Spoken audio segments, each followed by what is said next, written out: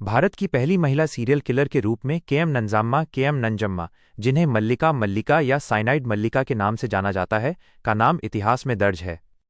उनकी कहानी लालच, अंधविश्वास और ठंडे दिमाग से किए गए कत्लों की एक खौफनाक दास्तान है। यहाँ उनके केस का पूरा विवरण दिया गया है। कौन थी साइनाइड मल्लिका? मल्लिका का असली नाम केडी केम्पम्मा था। वह बेंगलुरु के पास एक साधारण मध्यम वर्गीय परिवार से ताल्लुक रखती थी। 1990 के दशक के अंत में उसने चिट फंड बिजनेस में भारी नुकसान उठाया, जिसके बाद उसने अमीर बनने के लिए अपराध का रास्ता चुना। अपराध का तरीका, मोडस ओपरांडी। मल्लिका का तरीका बहुत ही शातिर और योजनाबद्ध था।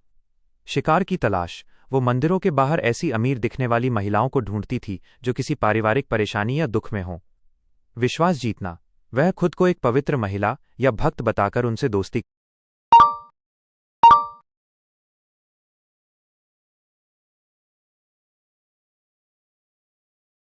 करती और उन्हें उनकी समस्याओं के समाधान के लिए एक गुप्त पूजा अनुष्ठान करने का झांसा देती।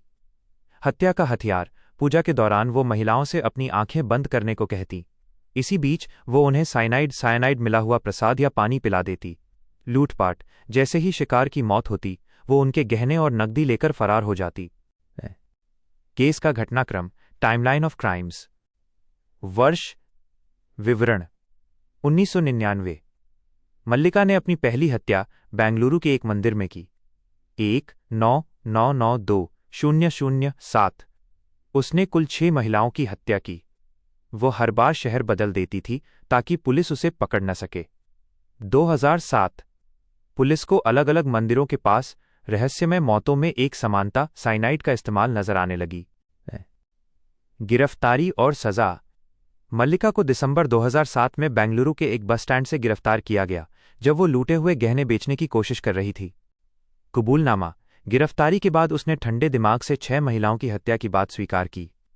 सजा, 2010 में उसे हत्या के मामलों के लिए मौत की सजा सुनाई गई थी। हालांकि 2012 में कर्नाटक उच्च न्यायालय ने उसकी सजा को घटाकर आजीवन कारावास, लाइफ इम्प्रिजनमेंट में बदल दिया। एक दिलचस्प तथ्य, मल्लिका को भारत की पहली महिला सीरियल किलर माना जाता है क्योंकि उसके शिकारों के बीच एक निश्चित पैटर्न और अंतराल, कूलिंग ऑफ पीरियड था, जो सीरियल किलर्स की पहचान होती है। स्थिति काफी चर्चा में रही है, खासकर जेल के अंदर उसके व्यवहार और उसके हाई प्रोफाइल पड़ोसियों को लेकर।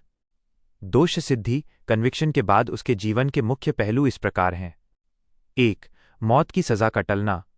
मल्लिका को कर्नाटक में मौत की सजा पाने वाली पहली महिला के रूप में जाना जाता था। हालांकि 2012 में कर्नाटक उच्च न्यायालय ने उसकी सजा को आजीवन कारावास में बदल दिया। अदालत का तर्क था कि यह मामला विरलतम से विरल, रेयरेस्ट ऑफ रेयर की श्रेणी में नहीं आता, क्योंकि सबूत काफी हद तक परिस्थितिजन्य, सर्कमस्टैंशियल थे। 2. जेल में वीके शशिकला के साथ विवाद।